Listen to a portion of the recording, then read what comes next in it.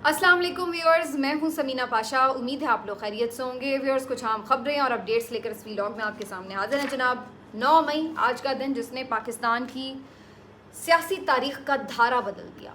आज से पहले 1 साल पहले तक कोई ये सोच भी नहीं सकता था कि कभी कोई अफवाज पाकिस्तान को ललकार कर उनके इदारों के सामने, उनकी तनसीबात के सामने एहतजाज करेगा और उसके बावजूद वो पाकिस्तान में अपनी सियासत जारी रख सकेगा। कोई आज से 1 साल पहले तक ये सोच भी नहीं सकता था कि कभी यूं प्रेस कॉन्फ्रेंसेस पर तनकीद शुरू हो जाएगी। कोई ये सोच भी नहीं सकता था कि ऐसी जमात जिसके ख़िलाफ़ मुल्क की इस्टेब्लिशमेंट खड़ी हो चुकी है और ये फ़ैसला कर ले कि अब इस जमात की कोई गुंजाइश नहीं है मुल्क के सियासी निज़ाम में, और उसके बावजूद भी वो सियासी जमात ना सिर्फ सरवाइव कर जाए, एक सूबे में हुकूमत बना ले, अपोजिशन की सबसे बड़ी जमात बन जाए, बल्कि इसके साथ साथ आज भी वो लाखों करोड़ों वोटर्स और सपोर्टर्स की एक हिमायत याफ्ता ताकत बन के सामने खड़ी है। बहुत से लोग ये कहते हैं जी हमारे मुल्क में इस्टेब्लिशमेंट एक हकीकत है। हकीकत ये है कि जैसे मुल्क में इस्टेब्लिशमेंट एक हकीकत है, उसी तरह पीटीआई भी, इमरान खान भी एक हकीकत है। और ये भी एक हकीकत है कि हकीकतें बदलती रहती हैं, हकीकतें कभी भी एक जैसी नहीं रहती। अगर कल की हकीकत ये थी कि कोई इस्टेब्लिशमेंट को चैलेंज नहीं कर सकता, तो आज की हकीकत ये है कि इमरान खान इस वक्त यूं दिखाई दे रहा है कि सबके ऊपर भारी है। उसने ना सिर्फ इस्टेब्लिशमेंट को चैलेंज करके रखा है, बल्कि उन्हें एक ऐसी सिचुएशन में डाल रखा है कि जहां पर उन्हें कोई ऑप्शन समझ में नहीं आ रही कि इस इमरान खान का करना क्या है। क्योंकि ना तो वो डर रहा है, ना वो माफ़ी मांगने पर तैयार है, ना वो किसी समझौते के लिए तैयार है, ना वो कोई लचक दिखा रहा है। तो अब पकड़ने वाले खुद परेशान हैं कि आखिर इसका करना क्या है। तो ये सारी चीज़ें 1 साल पहले तक हम सोच भी नहीं सकते थे। 9 मई के वाक़यात अफसोसनाक हैं, तशद्दुद की किसी तौर हिमायत नहीं की जा सकती, लेकिन मेरी नज़र में 9 मई तजावुज़ की कहानी है। जिन्होंने इमरान खान साहब को इस बदतमीज़ी और तज़हीक आमेज़ अंदाज में अदालत के अहाते से तोड़ फोड़ करके, खून खराबा करके गिरफ़्तार किया, धक्के देकर, खींचते हुए, घसीटते हुए उन्हें लेके गए, उन्होंने तजावुज़ किया। उसके बाद पीटीआई की तरफ से रिएक्शन आया। ये बात दुरुस्त है कि पीटीआई ने ऑलरेडी ये तय कर रखा था कि अगर इमरान खान साहब की गिरफ़्तारी होती है तो इस सूरत में मुख्तलिफ़ मकामात पर एहतजाज किया जाएगा। और इसी के पेश नज़र हमने देखा कि बहुत से लीडर्स पहुँचे भी, बहुत से कारकुनान पहुँचे भी, कुछ आम लोग भी उसमें शामिल हुए और ये एक एहतजाज हुआ। लेकिन ये एहतजाज पुरतशद्दुद नहीं होना चाहिए था। क्या ये एहतजाज पुरतशद्दुद पीटीआई के कारकुनों ने किया, या इसमें कोई एलिमेंट शामिल हुए कि जिन्होंने इस पुरअमन एहतजाज को पुरतशद्दुद एहतजाज में बदला? ये बहरहाल बात अभी तक तहकीक तलब है, क्योंकि इसके ऊपर पीटीआई का मौक़िफ़ ये है कि उनका एहतजाज तो पुरअमन था, लेकिन उसे जानबूझकर पुरतशद्दुद बनाया गया। जबकि दूसरी तरफ का मौक़िफ़ ये है कि ये पुरतशद्दुद एहतजाज ही बेसिकली पीटीआई की हिकमत अमली थी। अगर हम इस मफरूज़े को मान भी लें कि पीटीआई ने एक तयशुदा मंसूबे के तहत पुरतशद्दुद एहतजाज किया, तो फिर भी इससे जुड़े बहुत से सवालात अपनी जगह बाकी हैं। ये कि जिसने पहले तजावुज़ किया गिरफ़्तारी के वक्त, वो क्यों किया? क्या वो भी इस मंसूबे का हिस्सा था? और फिर ये भी कि जिन लोगों ने ये सारा रोकना था सिलसिला, ये क्राउड को मैनेज करना था, वो लोग कहाँ थे? क्या वो भी इस मंसूबे का हिस्सा थे? और फिर ये भी कि जिन लोगों ने उसके बाद रिएक्ट करना था, वो क्यों नहीं रिएक्ट हुआ? क्या वो भी मंसूबे का हिस्सा थे? अगर इस सब बातों का जवाब नहीं भी आया और फिर भी हम ये सोच लें कि पीटीआई ने एक पुरतशद्दुद एहतजाज किया और तजावुज़ किया, तो फिर उसके बाद जो पीटीआई के साथ हुआ वो भी तजावुज़ था। एक घर में लोग दाखिल हुए तो उसके बाद हमने देखा हज़ारों घरों की दीवारें फलांगी गईं। अगर एक घर के चादर और चार दीवारी का तकद्दुस पामाल हुआ, तो फिर हमने देखा हज़ारों घरों में चादर और चार दीवारी का तकद्दुस पामाल हुआ। अगर एक घर में तोड़ फोड़ हुई, तो हमने देखा कि सैकड़ों घरों में तोड़ फोड़ को वतीरा बना लिया गया। अगर किसी एक जगह गाड़ियों पर पथराव हुआ, تو ہم نے دیکھا کہ اس کے بعد کتنے لوگوں کے اوپر تشدد کی نئی داستانیں رقم ہوئیں. تو جس نے بھی اس ایکشن کے اوپر ریاکشن دیا اس نے بھی تجاوز ہی کیا, اور یہ تجاوز کا سلسلہ 1 سال گزرنے کے بعد بھی جاری اور ساری ہے. جو لوگ پرتشدد کارروائیوں میں ملوث تھے ان کو بالکل پکڑ کے سزا دے دی جاتی, لیکن جس انداز سے ایک پوری جماعت, اس کے تمام تر سہولت کار, سپورٹرز, ووٹرز, لیڈرز جو موجود تھے موقع پہ, جو موجود نہیں تھے, جو کہیں دل میں ہمدردی رکھتے ہیں وہ بھی, کوئی صحافی وہ بھی, ہر کوئی نشانے پہ دھر لیا گیا. یہ سب تجاوز تھا. اور پھر اس کے بعد یہ سب تجاوز کرنے کے بعد بھی 1 سال گزرنے کے بعد بھی غصہ ٹھنڈا نہیں ہوا. آج بڑی اچھی بات اعظم خان بھائی نے لکھی ہے, کاظم خان بھائی نے, اور انہوں نے سمندر کو کوزے میں بند کیا. انہوں نے کہا کہ 9 مئی کا بدلہ 9 فروری کو لے لیا گیا یہ بدلہ. جب آپ نے ایک جیتی ہوئی جماعت سے اس کی فتح چھین کر اس کو شکست میں بدلا تو آپ نے اس وقت اپنا بدلہ لے لیا. اس کے بعد یہ سلسلہ ختم ہونا چاہیے تھا, لیکن اس کے بعد بھی یہ سلسلہ ختم نہیں ہو رہا. ابھی بھی آگ کے شعلے بھڑک رہے ہیں اور بھڑکتے ہی چلے جا رہے ہیں. اب صورتحال یہ ہے کہ وہ جو لحاظ, وہ پردے, وہ جو جھجک, وہ جو ایک مقام اور جو ایک تقدس تھا, وہ سب آہستہ آہستہ کم ہوتا چلا جا رہا ہے. اور اب ایسا لگ رہا ہے کہ آمنے سامنے آ گئے لوگ اداروں کے. تو پھر اس تجاوز کا فائدہ کیا ہوا؟ اگر اس تجاوز کا مقصد یہ تھا کہ لوگوں کو سزائیں دے کر اور سارا عبرت کا نشان بنا کر جن لوگوں نے بھی یہ کاروائیاں کی آئندہ کے لیے یہ مثال سیٹ کر دی جائے, تو کیا وہ ڈر, وہ خوف وہ دوبارہ قائم ہوا؟ اب تو لوگ کھلے عام للکار رہے ہیں. اب تو آپ کو پریس کانفرنس کے جواب میں پریس کانفرنس کر کے ایک ایک دعوے کا ایک ایک ثبوت کے ساتھ جواب دے رہے ہیں, چیلنج کر رہے ہیں. تو اس کا کیا فائدہ ہوا؟ فائدہ اس کا کچھ نہیں ہوا, نقصان بہت ہوا. نقصان یہ ہوا کہ ملک آج ابھی تک عدم استحکام کا شکار ہے. ملک کے عوام بے چین ہیں, یوتھ اپنے ملک کے اداروں سے دور ہو گئی ہے, اور یوتھ اس ملک کے اداروں پر کوئی اب اعتماد نہیں کرتی ہے. کریڈیبلٹی سسٹم کی ہی پورے زیرو ہو کر رہ گئی ہے. تو یہ ہم نے 1 سال میں کھویا ہے, اور صرف کھویا ہی ہے. پایا کیا؟ پایا ہم نے یہ ہے کہ لوگ اب پہلے سے زیادہ بات کرنے لگے. پایا ہم نے یہ کہ لوگ اب کھڑے ہونا شروع ہو گئے. اب ججز بھی کہنا شروع ہو گئے ہیں کہ ان کے ساتھ کیا ہو رہا ہے. صحافی بھی بولنے لگے ہیں کہ ان کے ساتھ کیا ہو رہا ہے. تو پایا ہم نے یہ ہے کہ لوگوں میں ایک نئی جد و جہد, ایک نیا شعور, ایک نیا انقلاب, فطری یا فکری انقلاب جو ہے وہ ہمیں نظر آتا ہے. کیا وہ پایا تکمیل تک پہنچے گا, اس کے بارے میں کچھ بھی کہنا قبل از وقت ہے.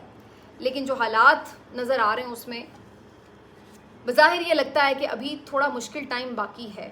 اس کے بعد کچھ صورتحال واضح ہوگی کہ کیا ہوگا کیا نہیں.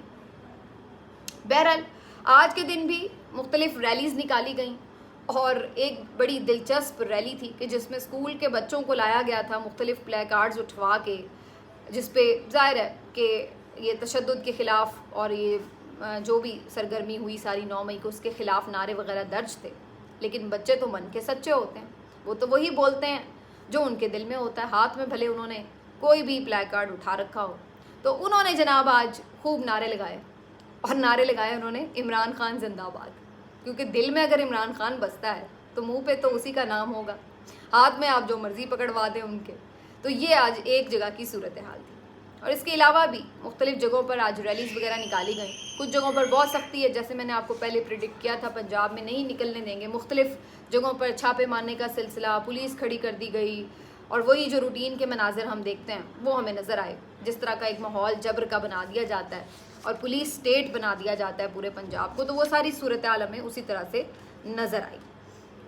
اب آپ کو بتائیں کہ جی افواج پاکستان کی طرف سے بھی اس موقع کے اوپر ایک موقف دیا گیا, اور یہ موقف جو جاری کیا گیا ہے اس میں تقریباً وہی بات ہے جو کہ کچھ دن پہلے ڈی جی ISPR نے کہہ دی تھی.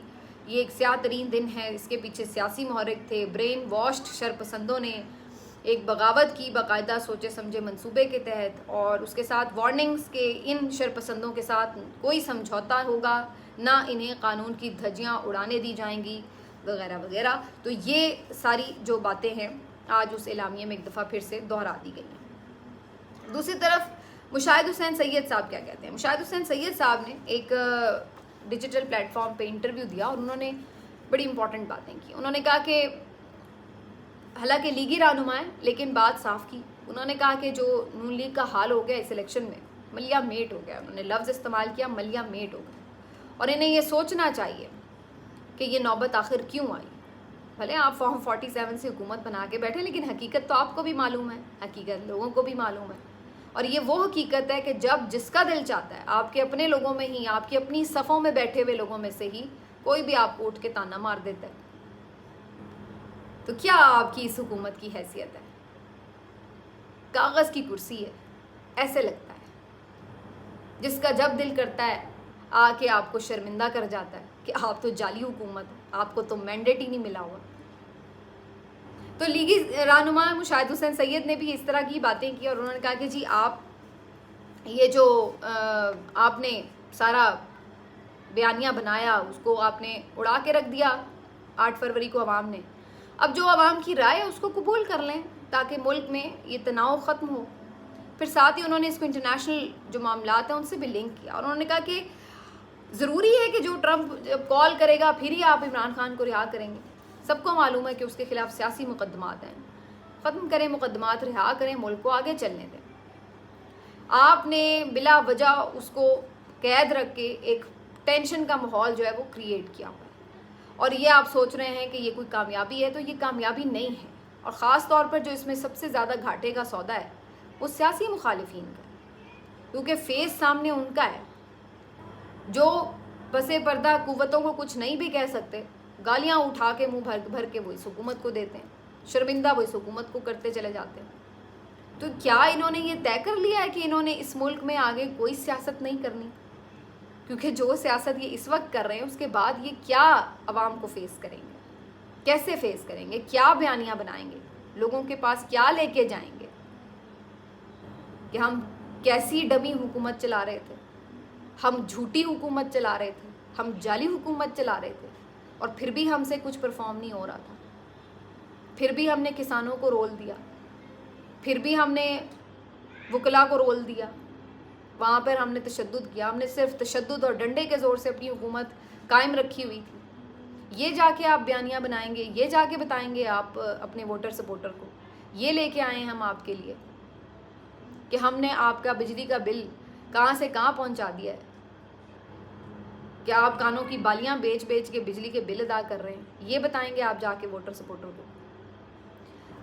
تو بہرحال یہ اب ان سیاسی جماعتوں کے سوچنے کا مقام ہے، ہم کیا کہہ سکتے ہیں اس کے اوپر. لیکن مشاہد حسین سید صاحب جو ہے زیرک سیاستدان ہیں، سمجھدار ہیں، حالات کی نبض کو بھی سمجھتے ہیں اور جو انٹرنیشنل معاملات ہیں اس سے ان کو جوڑنے کی صلاحیت بھی رکھتے ہیں.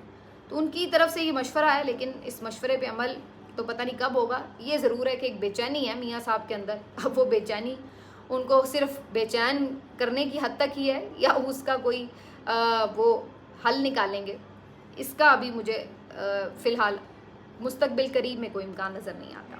جاتے جاتے جی آپ کو یہ بتا دیں کہ 2 کیسز کی سماعت آج عمران خان صاحب کی ہوئی ہے. اگرچہ وکلا کی طرف سے آج مکمل ہڑتال تھی، مختلف عدالتوں میں وکلا پیش نہیں ہوئے اور ہائی کورٹ میں بھی آج کوشش یہی تھی جو پروسیکیوٹر تھے ان کی طرف سے کہ عمران خان صاحب کی جو کیسز ہیں اس میں آج نہ سماعت ہو سکے. انہوں نے ریکویسٹ بھی یہی کی، لیکن آج اسلام آباد ہائی کورٹ کی طرف سے واضح کہا گیا کہ جی وکلا کی ہڑتالیں چلتی رہتی ہیں، ہم پوسٹ پون نہیں کریں گے ہیئرنگ. جس کے بعد پھر ہیئرنگ ہوئی.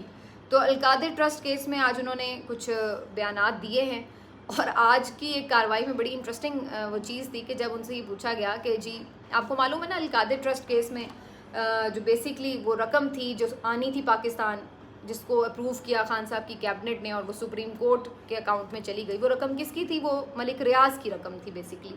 اور وہ رقم کہاں سے آئی تھی کہ جو انہوں نے پراپرٹی کا لین دین کیا تھا حسن نواز کے ساتھ.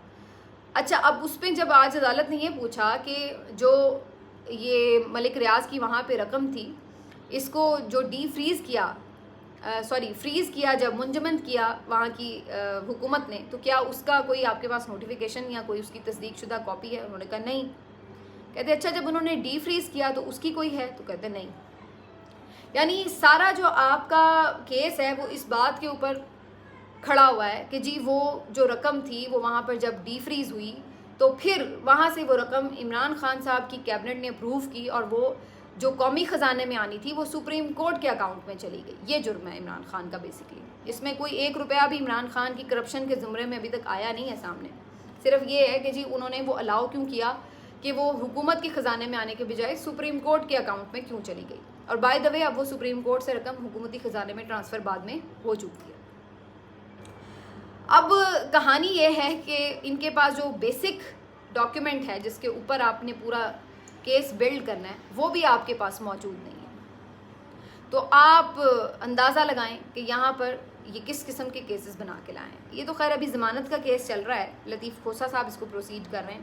دوسری طرف سائفر کیس میں بھی آج جو کل بلکہ شہادتیں تھیں بڑی فنی قسم کی تھیں. کبھی وہ کہہ رہے ہیں کہ جی گواہ کون ہے؟ جی گواہ وہ ہے پی ٹی وی کا کیمرہ مین. اچھا جی بلائیں جی کیمرہ مین. کیمرہ مین کیا کہتا ہے؟ جی کیمرہ مین کا بیان یہ ہے کہ عمران خان صاحب نے جو 27 مارچ کو جلسہ کیا تھا اس میں انہوں نے ایک کاغذ لہرایا اور اس کو جیب میں ڈال لیا، اور وہ کاغذ جو تھا وہ سائفر تھا. اب وہ جج صاحب حیران پریشان کہہ رہے ہیں بھائی کیمرہ مین کو کیسے پتا کہ وہ جو کاغذ لہرایا تھا وہ سائفر ہے؟ یہ ان کے گواہ ہیں. اعظم خان کے بیان پہ اب وہ ریلائی نہیں کر رہے، اب وہ کیمرہ مین کے بیان پہ ریلائی کر رہے ہیں. اور جج صاحب نے وہاں پہ پھر ایک تنزن کہا بھی کہ یہ آپ کے سٹار گواہ ہیں اب کیمرہ مین پی ٹی وی کے. تو اسی طرح ایک خاتون تھی دفتر خارجہ کی، ان کو کوئی گواہ بنا کے لائے. ان سے کچھ پوچھا کہ جو آپ نے بیان جمع کرایا تھا عمران خان صاحب کے خلاف تو وہ اس بیان پہ آپ قائم ہو؟ کہتی وہ تو میرا اس پہ لکھا ہوا ہے. کہتی میرا حتمی بیان نہیں ہے. وہ خاتون کا حتمی بیان ہی نہیں ہے، اس کو اون ہی نہیں کر رہی، اور وہ گواہ بنائی ہوئی ہے. وہ کیمرہ مین جس نے وہ عمران خان کو لہراتے ہوئے کاغذ دیکھا ہے وہ گواہ بنایا ہوا ہے. یہ ان کا سب سے اسٹرانگ کیس تھا سائفر کیس، جس کی دھجیاں ویسے تو پہلے ہی سلمان صفدر صاحب اڑا چکے ہیں. اب وہ جو اڑے ہوئے پیپرز تھے نا جس کی دھجیاں اڑی ہوئی تھیں اس کی جو خاک ہے نا وہ مزید اب ادھر ادھر گرتی پھر رہی ہے. یہ والی صورتحال ہے اس کیس کی. لیکن بہرحال کیس چلتا جا رہا ہے. تو بہرحال یہ کیسز کی بھی سماعتیں جاری و ساری ہیں. اور دوسری طرف ہم دیکھ رہے ہیں کہ آج 9 مئی بھی بھرپور طریقے سے منایا جا رہا ہے. لیکن میں یہ ضرور کہہ دوں کہ یہ افسوسناک ہے. کوئی بھی تشدد کی میں نے جیسے پہلے کہا حمایت نہیں کر سکتا، نہ یہ کوئی چاہ سکتا ہے کہ اپنے ہی ملک کی املاک اور خاص طور پر جو فوج پاکستان سے جڑی امارات ہیں ان کے اوپر کوئی اٹیک کرنے کا سوچے. لیکن یہ بھی سوچنے کی بات ہے کہ یہ آخر نوبت کیوں آئی. وہ عوام جو آپ سے اتنا پیار کرتی ہے، جو آپ کے خلاف کوئی بات نہیں سن سکتی، جو ہمیشہ بیٹا پیدا ہوتا ہے تو اس کے بارے میں یہ خواب دیکھتی ہے کہ اس نے افواج پاکستان کا حصہ بننا ہے، اس کے جسم کے اوپر وردی ہو، جو اپنے جوان بیٹے کر کے آپ کے حوالے کرتا ہے کہ شہید بھی ہو جائیں تو کوئی بات نہیں، ایک شہید ہو جاتا ہے تو دوسرا. تو ایسی بے لوث محبت کرنے والی عوام آخر اس نہج پہ پہنچی کیسے ہے؟ یہ بھی سوچنے کی بات ہے. یہ صرف اتنا آسان نہیں ہے کہہ دینا کہ جی ایک شخص اٹھا اور اس نے آپ کے بارے میں کچھ بھی کہا، اس نے ذہن سازی کر دی اور سب ایک دم مان گئے. اب وہ دور نہیں ہے کہ ایک شخص نے کوئی بیان دیا، لوگ سمجھ رکھتے ہیں، لوگ سوچ رکھتے ہیں، لوگ سوال کرتے ہیں، وہ دیکھتے ہیں کہ یہ بات تو کہہ رہا ہے، اس کی بات میں کوئی صداقت ہے، کیا حالات اور واقعات اس کی بات کی گواہی دے رہے ہیں یا نہیں دے رہے، کیا اس نے جو 1 سال پہلے بتایا تھا کہ یہ ہوگا یہ ہوگا یہ ہوگا یہ ہوگا، کیا ویسے ویسے ہوا یا نہیں ہوا. ان کی طرف سے بھی بڑی لغزشیں ہوں گی، وہ بھی بڑے غلط فیصلے کرتے ہوں گے، ممکن ہے وہ ملک بھی اچھا نہ چلاتے ہوں، جو مرضی الزامات ان کی سیاست کے اوپر لگا دیں، یو ٹرنز بھی لیتے ہوں گے، بہت آپ پہاڑ جیسی غلطیاں کرتے ہوں گے. لیکن ان دی اینڈ سیاسی رہنما ہیں، عوام کی سپورٹ ہے، تو فیصلہ تو عوام کا ہے، نہ میرا ہے نہ آپ کا ہے، فیصلہ تو عوام کا ہے ان دی اینڈ. باقی جو کسی کا جتنا قصور بنتا ہے وہ عدالت نے طے کرنا ہے.